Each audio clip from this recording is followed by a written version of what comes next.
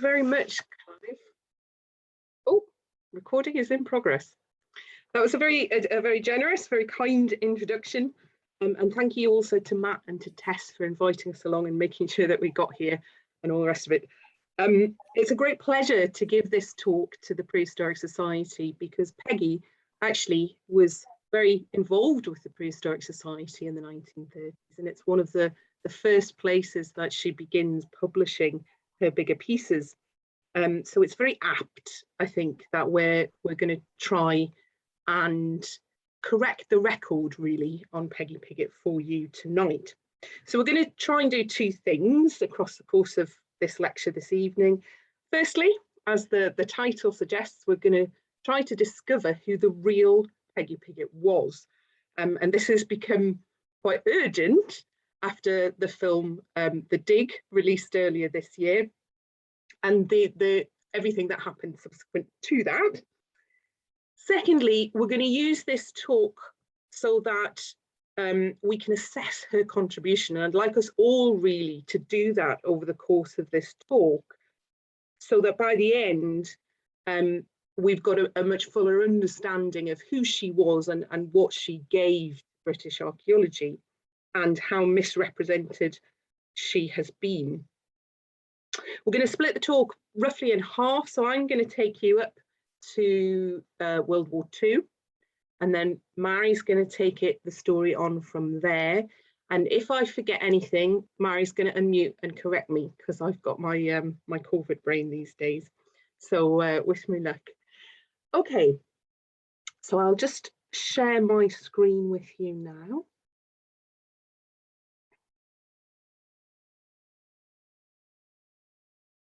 So many screens. There we go. Is that looking good, Mairi? Excellent.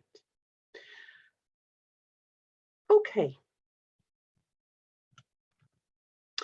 All right, so when Mairi and I were students in Edinburgh and Durham, we heard about a character called Mrs. Piggott, who seemed rather intriguing, and we wanted really to find out more. And I don't know how long we've been investigating Peggy. I think Mairi said one of the things she had was from 2008, so it's been quite a long time we've been piecing things together. But of course, over the last few years, there's been an increased interest in the role of women archaeologists in the 20th century. And with John Preston's novel, The Dig, becoming a Netflix film, it means we've really got to get this out now, because there's an understanding of who Peggy was that seems to us quite at odds with the real story, really. How Peggy's portrayed in The Dig is this sort of young student type to the sort of tweeded professor of Stuart, and of course there was only 2 years in age between them. It's caused a big sort of fuss on social media, but also in the Times in particular, who took this story up and published a few things really on who the real Peggy Piggott might be. When we've gone back and tried to work out where some of these things come from, we were slightly surprised actually to recognise that they actually stem from the novel by her nephew John. But as some of the media interviews brought forward, John didn't really know his aunt. So he had this character in his family, but he didn't understand the ins and outs of who she actually was. And it's a bit of a missed opportunity, we feel. And it's very much at odds with the sort of things that you get, her obituary, a remarkable character in the field. And Denny Price spoke to us about her inexhaustible powers of leadership and enthusiasm. And of course, that did not chime with this portrayal of Peggy as quite young, quite clumsy, seemed to stumble into the archaeology. And that was, it's not just about Peggy really. What came to the fore was that all of the female characters were either sort of infantilized or de-skilled, and in fact, in the case of Mercy Lack and Barbara Wagstaff, they were replaced by a fictional male character. So a team that actually involved 4 women archaeologists back at Sutton who is misrepresented to us. And it's sad really, because the story of women's involvement in 1930s archaeology is actually much more exciting, I think. And it's annoying really that in order to create Basil Brown as the hero, we had to kind of write out or de-skill the women in order to achieve that. So let's begin with Peggy's early life, and we've learned quite a lot now. A lot of it actually is due to some work by Ken Allen. So we like to acknowledge Ken's research here for some of this. Peggy, born Cecily Margaret, was born to quite a wealthy family. Her great-grandfather had established a sort of engineering manufacturing company that did everything really, hydraulics and electrical engineering. And it was floated on the stock market in the early 20th century, and they became incredibly wealthy. Unfortunately, his grandson, Peggy's father, Arthur, was not quite so lucky in love as his grandfather had been in business. He married Peggy's mum, Elsie Mary Fidgen. They had 4 children together within 8 years, and then the marriage ended. Elsie left the family home, left the children with Arthur, and divorced Peggy's father and married Captain Percival Boddington. This is Percival's brother down here. Left the family home, and unfortunately, when she remarried Percival, Peggy's father drowned in Cornwall the same year, a few months after the remarriage. So that left the 4 children in the care of Arthur's brother, and Arthur left an incredibly large estate worth the equivalent today of about £9 million. He left it equally to each of the 4 children, which is interesting. The 3 eldest were girls. They each had an equal share, and that meant that Peggy was due to inherit a personal fortune of £2.25 million, either at the age of 25 or upon marriage. So Peggy was very interested in Roman coins. I think we all start with the Romans, don't we? And apparently through that, she came into contact with Mortimer Wheeler. She then ends up at the Trundle Hill Fort excavations in 1930 with the Kerwins. And she actually meets Stuart Piggott here. She's 18, he's 20. He's referred to at this time as intensely shy. And then we hear nothing more of that. She volunteers at Verulamium with Tessa Verney Wheeler, and then Maiden Castle with the Wheelers. And then she's back working with E. Cecil Kerwin on the White Hawk Camp ceramics. And this gorgeous photo of Peggy, which I just love, this sort of style here with that velvet jacket sort of thing. And she's referred to at the tender age of 23 in the Brighton Herald as an expert. So she's got impeccable field training, you know, in these early years. And I think what's important, there's been a slight misunderstanding. I think, you know, everyone watched The Dig and thought, oh, this is a model of the sexism that would have been inherent in the early 20th century. Well, actually, in the 1930s, women had relatively equal access, women of means, that is, had relatively equal access to field archaeology. They weren't in the institutions, they weren't getting the posts, but everything that we have suggests that we're looking at a roughly equal split between men and women involved in the field digging in the 1930s. So I feel as if we've potentially back projected sexism from the later 20th century into a situation in the early 20th century that wasn't quite current. Of course, we have to remember that most of these women were actually very well to do. So money mattered, but it wasn't about sex at this point, at least. Okay, just keeping an eye on time here. Early career. So she moves on to, having stood with all the best people, she moves on to do the postgraduate diploma with Mortimer Wheeler, Western European Prehistory. She meets various people, again, including Stuart Piggott. Now, unfortunately, whilst she's studying, and whilst her and Stuart are studying, Tessa Verney Wheeler dies. And it seems as if there's a sort of rift develops between those who like Rick and those who like Tessa. And it seems as if Peggy was one of the ones who liked Tessa, but wasn't so keen on Rick. So Peggy and Stuart graduate. They actually undertake some field work in 1936 in Dorset instead of, I think, Maiden Castle. We know that they get married in the November, and there's no mention of her in the 1937 Maiden Castle excavation. Veronica Seaton Williams, her best friend, didn't go back to Maiden Castle. And we hear from Roberts, who interviewed Peggy, that she was very candid about her distaste and contempt for Wheeler, suggesting that he took credit for much of Tessa's work. And I think this is quite interesting, because what we find is that Peggy is quite clear in ensuring that her work is attributed, I think.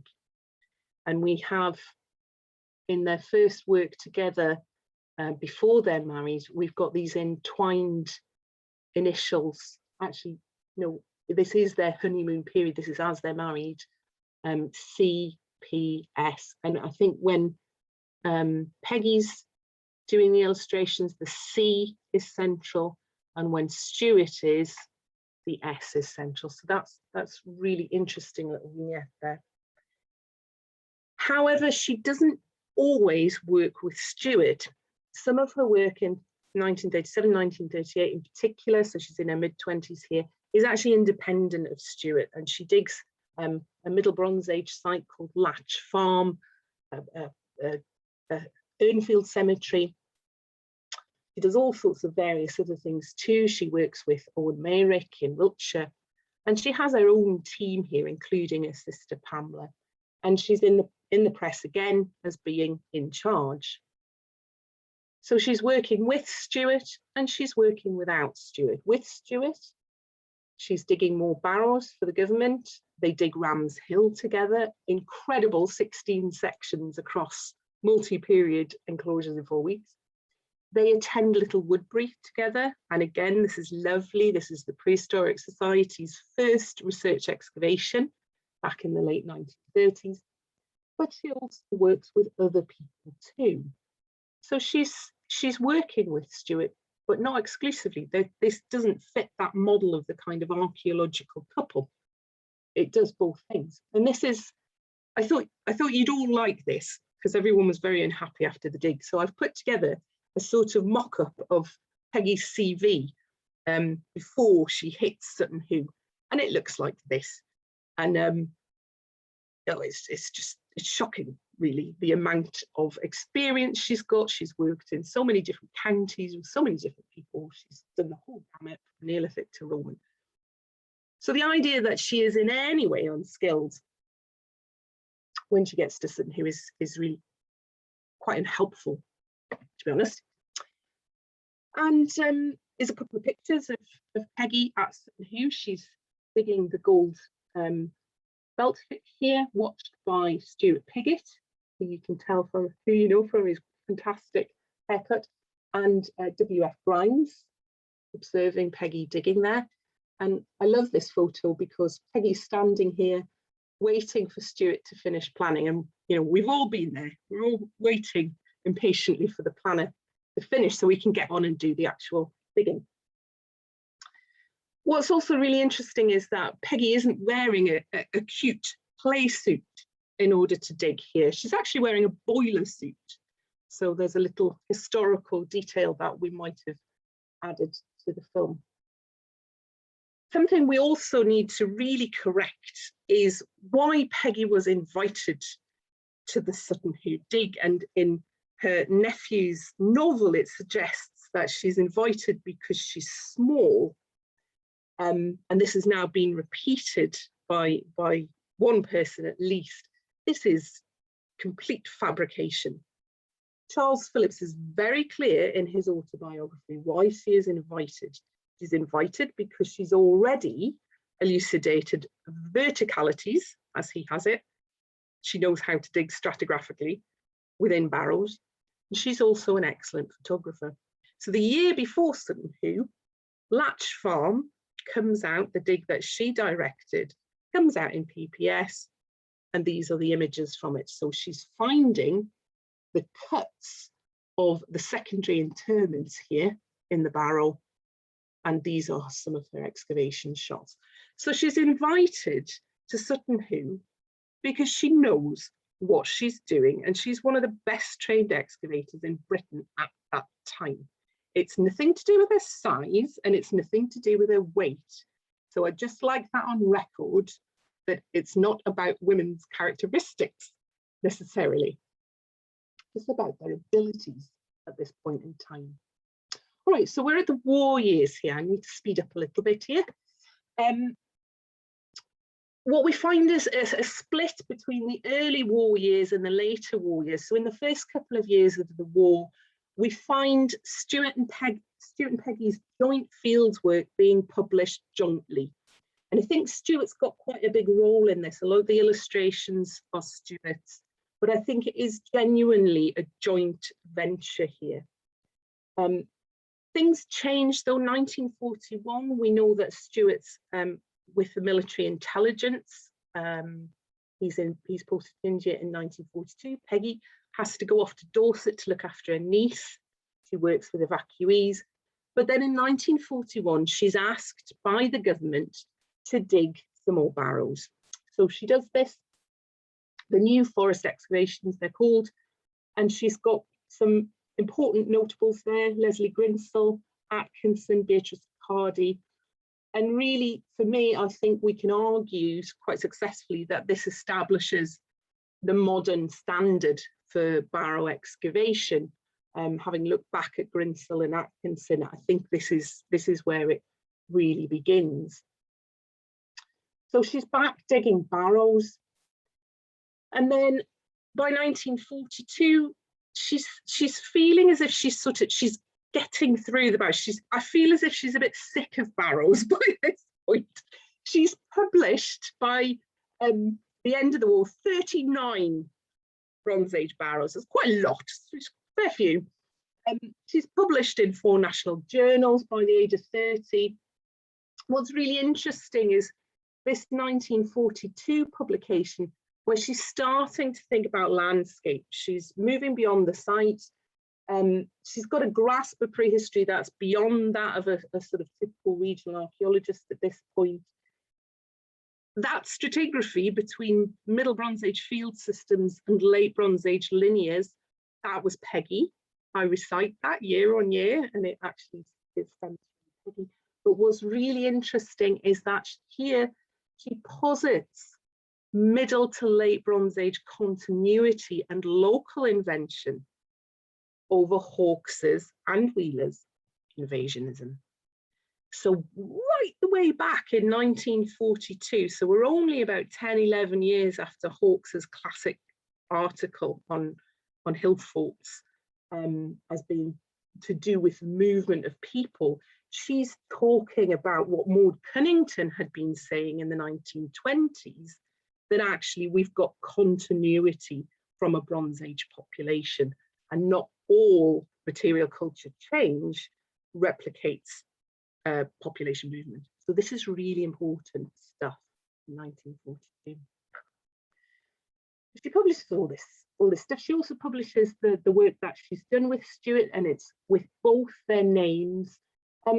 We're finding a tendency for her to publish in national journals when it's the two of them, and then when it's her own things, she's moving towards the regional journals. But that's not. It is the Prehistoric Society do seem to does seem to attract her in their proceedings. So there's an argument that some of this is potentially about building Stuart's career for the post-war period, you know, making sure those publications come out. Stuart's name's first, he gets that credit. She's working with other people, Wilfred Seaby, John Calkin, Owen Mairi, and J.F. Head. So she's well known. She's well known across southern England, and she's collaborative beyond her marriage. You know, she's not an archaeological wife. She happens to be married and is a collaborative worker outside of that relationship too. And this is recognised. So during the war years, 1944, she's elected a Fellow of the Society of Antiquaries of London for her devotion to the study of archaeology. And at this point too, she becomes, she joins the executive committee of the Royal Archaeological Institute. And just look, I know the audience are probably all sort of peering at this, trying to work out who all these names are. I'll leave that to you. But it's a lineup of the great archaeologists of the day. And also what it shows you, like the fact we've got Grimes there, we've got the Kerwins there, Christopher Hawkes is on there. She's well liked and she's retaining her mentors and her peers. And she's even garnered the respect of Hugh St George Grey, which is like the last name, it's like the starring role on her blue paper there. But of course, the notable absence there is Rick Wheeler. So 1944, 1945, towards the end of the war, there's a sense that she's completed the task of publishing all the sort of the Barrow excavations. There's quite a variety of different things. She's pushing these things out, it feels. She feels a little listless to me. And then she moves to Scotland. Well, she didn't move there. She gets interested in Scotland. She laments the neglect of the Neolithic monuments and dunes on Colonsay and sets about photographing them, cataloguing them and surveying them. And then at the end of the war, she takes Stuart back with her and they do a bit more. And then when they publish, they put Stuart's name first, despite, I mean, quite clearly this was, the bulk of this work was Peggy's, I think we could argue. And I think this is a move. I think this is a bid to say, look, we can replace Child. We can take that Abercrombie chair on. He'll do the Neolithic monuments. I can do the latest stuff too for the price of one. And I think it's a bid. I think it's a deliberate continuation of some of the work of Vera Gordon Child, and it's about Peggy scaling up and ensuring that there's a place for her husband when he's back after the war. She's scaling up, she's doing this classic study on the razors too. Okay, I'm going to pass over to Mairi now. He's going to take you into the Edinburgh years. Okay, thanks, Rachel. So in the years immediately following the Second World War, Stuart Piggott was offered the Abercrombie Chair of Prehistoric Archaeology at Edinburgh University.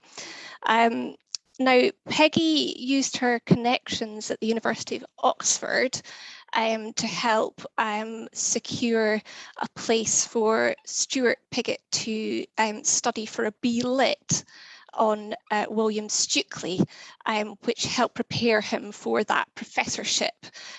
He had impeccable field credentials like Peggy and the study at the Institute in London, but didn't have that crucial degree.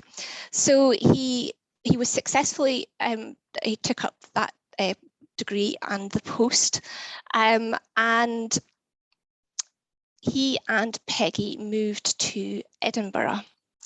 Now, this was actually a part-time post, and so Peggy was supporting Stuart financially as part of their partnership. what they found when they arrived in Edinburgh was that Scotland hadn't really kept up with the developments in excavation methodology that they'd been part of in the south of England. And they were a bit taken aback by this, and they realised that they needed some models of best practice. And the Office of Works invited them to excavate some sites. And what happened effectively was that they split prehistory between them. So Peggy took up the later prehistoric period and Stuart the earlier. And Peggy went on to direct the excavations for multiple hill fort sites in Scotland, some of the most critical to our understanding of later prehistory in Scotland. So she was personally awarded funding by the Society of Antiquaries of Scotland to undertake these Iron Age hill fort excavations. And she was testing a model of Iron Age settlement development in southern Scotland. And southern Scotland in particular, because the Royal Commission on the Ancient and Historical Monuments of Scotland had been undertaking before the war and after field survey for inventories in the Scottish borders. So these excavations were really designed to complement and follow up on that field survey. And they also provided training opportunities for Scottish university students, as did the complementary excavations of early prehistoric sites that Stuart led on. Stuart, I should probably mention, was by this time also a commissioner of the Royal Commission. So we have here 3 key sites, all upland hill forts, and these provided the basis for a chronological framework. So Hunham Rings, which is perhaps the most famous, excavated in 1948, Hayhope Now in 1949, and Bonchester Hill in 1950. Now, we do have an account of what it was like being directed by Mrs. Piggott. She was incisive, practical, brisk in execution, the complete professional, with an outstanding capacity for manual work. And she seems to have given fairly short shrift to anybody who wasn't prepared to dig in and get their hands dirty. So the plans that we show here were based on the Royal Commission's survey. What's interesting is that when you look at the other trench plans and the section drawings, there's a very clear Wheeler influence there. You can recognise that this is from somebody who's been trained with the Wheelers. And what's also noticeable in these is that she is using area excavation. So she's opening quite large areas in order to investigate. And Hayhope Now, as we've noted here, 520 square metres, so really quite large excavation areas. And she's also provided with Hayhope Now a reconstruction drawing of a roundhouse. And what's notable here, from Rachel's own work, we can say that she's really improved on what Bersu has proposed in terms of roundhouse construction. So she's provided the type sites here for many, many years afterwards. And the volume of excavation is also, really quite notable. She's digging several hill forts and bringing them to publication within just a few years. So I think we can go to the next slide.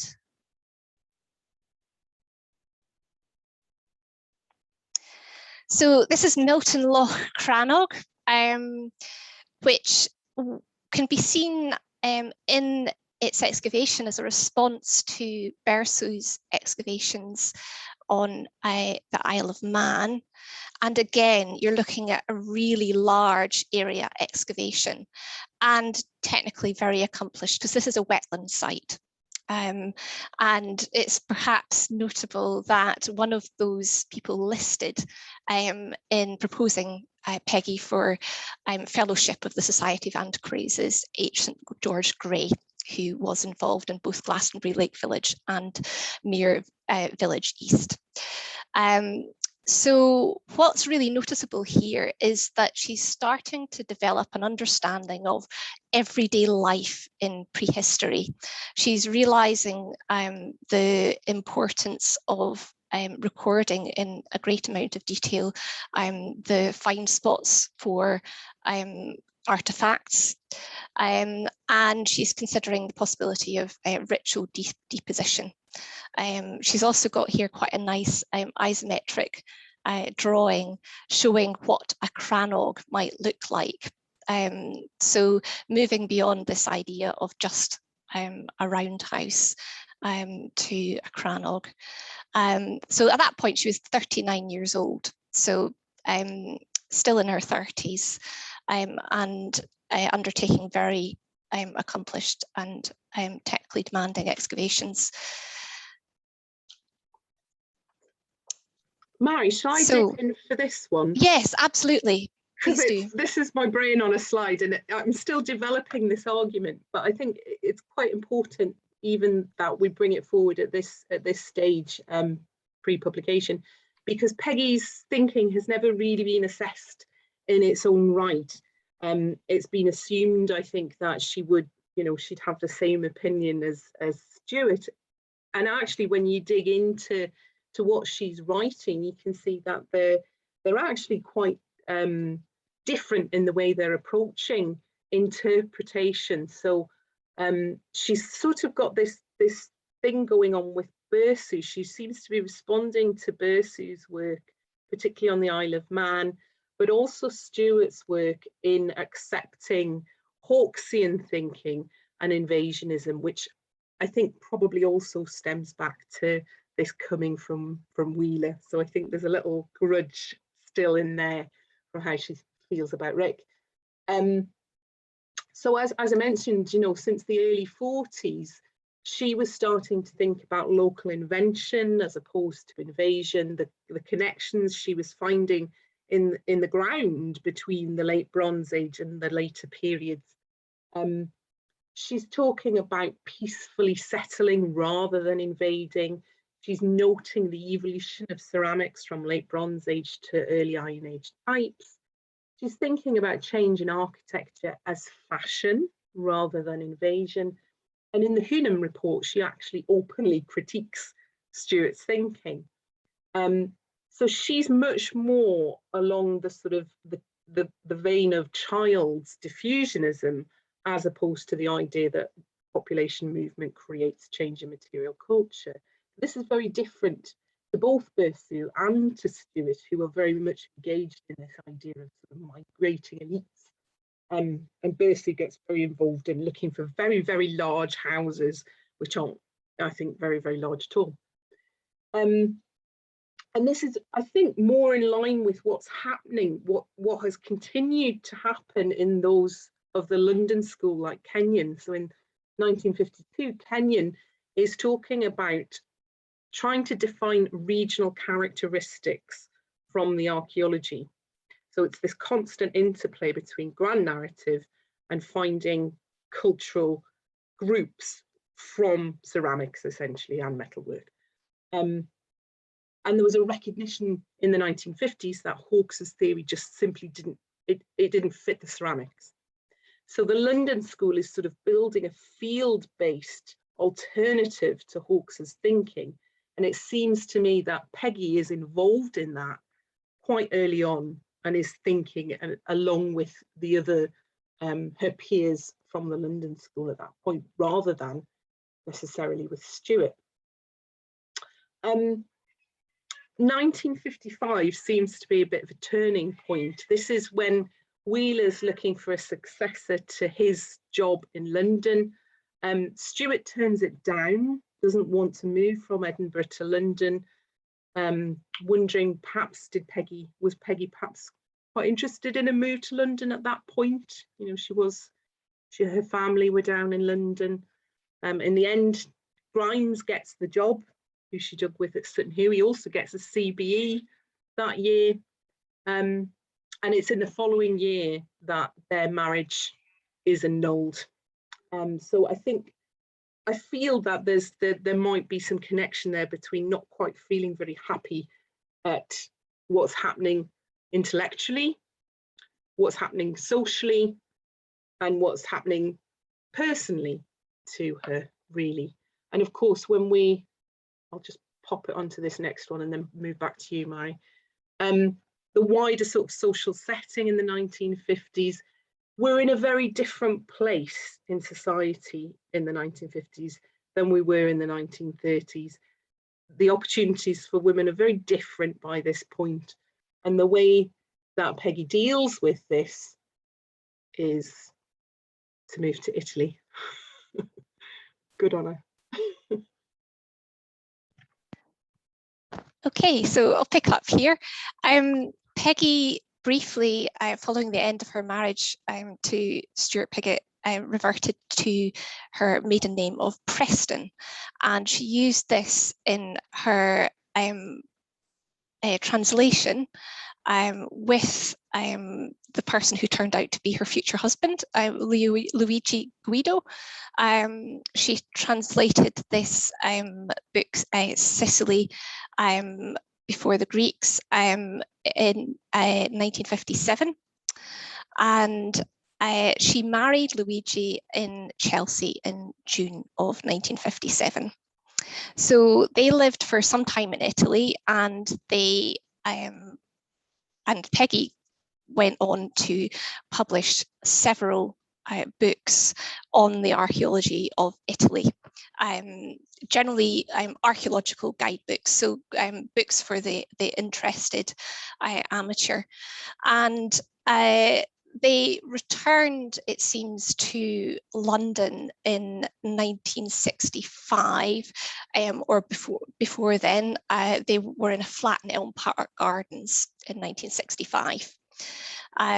So she published these books, and then in 1965 she also actually appears in a BBC documentary called Sutton Hoo, the £1 Million Grave, and she's actually credited in that TV programme with changing the whole character of the excavation. It's really interesting to watch this, actually, because she actually stresses the importance of developing chronology over finding treasure. So dig that out on YouTube, I'd recommend it. By the early 70s, they're moving again. They live together in Bath, and Peggy seems to have really taken up the research into glass beads at this point. Although she did do a retrospective publication on new dating for Milton Law Crannog. Unfortunately, Luigi's mental health took a turn for the worse, and he returned to Italy without Peggy. So Peggy moved to Davies, where she actually spent the rest of her life.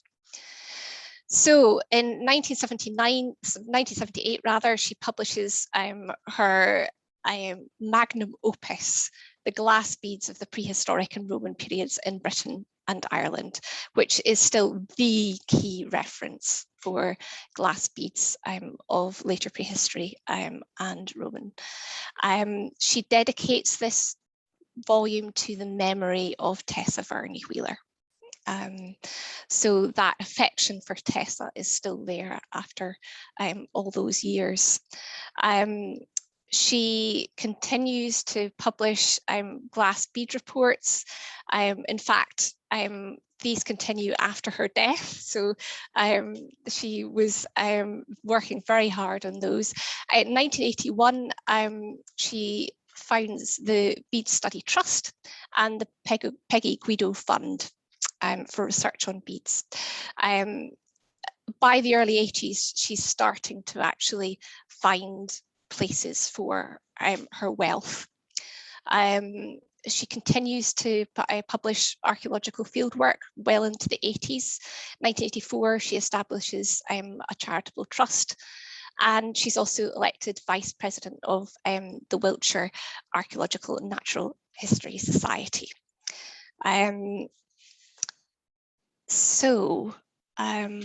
I think we can move to the next slide.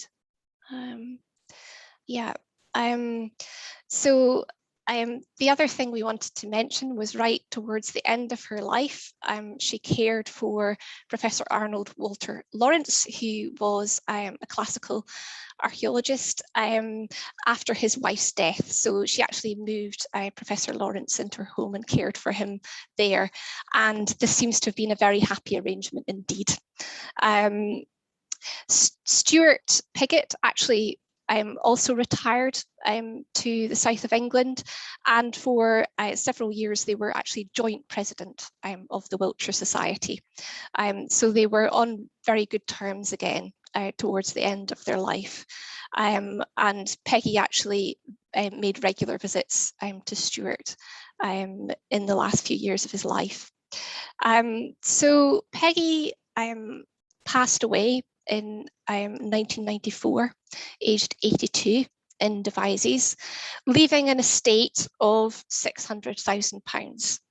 Some of that went to family, but much of it went to charity, notably to the Charitable Trust, but also to the National Trust's Avebury Appeal, where it helped buy the meadow adjacent to Silbury Hill, and specifically £20,000 to the Beads Study Trust for a scholarship. As I mentioned, she continued to publish after her death, and the really important one to mention here is The Glass Beads of Anglo-Saxon England, the companion volume to her book on prehistoric and Roman beads. So that was published with Martin Welsh in 1999. The person on the right here is Michael Henniger, who knew Peggy in later life and who describes her as a great person. So I think we can move on to the next one. So the real Peggy Piggott, who was she? She published over 60 works for British archaeology. So 60 works, not counting those books on Italy. She advanced the fields of barrow excavation, early to middle Bronze Age burial traditions, later Bronze Age agricultural landscapes, late Bronze Age metalwork, Iron Age settlement, roundhouses, hill forts and crannogs, Iron Age ceramics, Iron Age Roman and Anglo-Saxon glass bead studies. She also left her house to Wiltshire Heritage Museum. So this is a picture of Peggy back there in 1938, so shortly before Sutton Hoo. But hopefully all this together with that portrait gives you a better understanding of who Peggy actually was. And we have lots of people we'd like to thank. Probably too many to go into great detail here, but Ian Ralston, Ken Allen and Michael Hegener, who we've mentioned, the late, great Jenny Price and Julian Henderson, Anne Collett White, who also knew Peggy personally, Strat Halliday, Becky Ragsites, David Dawson at the Wiltshire Museum, and Kat Peterson at the Society of Antiquaries. And here are some recommended reading for you. The Trailblazers website, which features Peggy and many other of these women who've not been given the attention that they deserved. An article by Rachel in Archaeological Dialogues, which sets the context for some of this, and Rachel's lecture on YouTube, Women in the Present, Women in the Past, the keynote lecture that was given online for the University of Sydney earlier on this year. Thank you very much.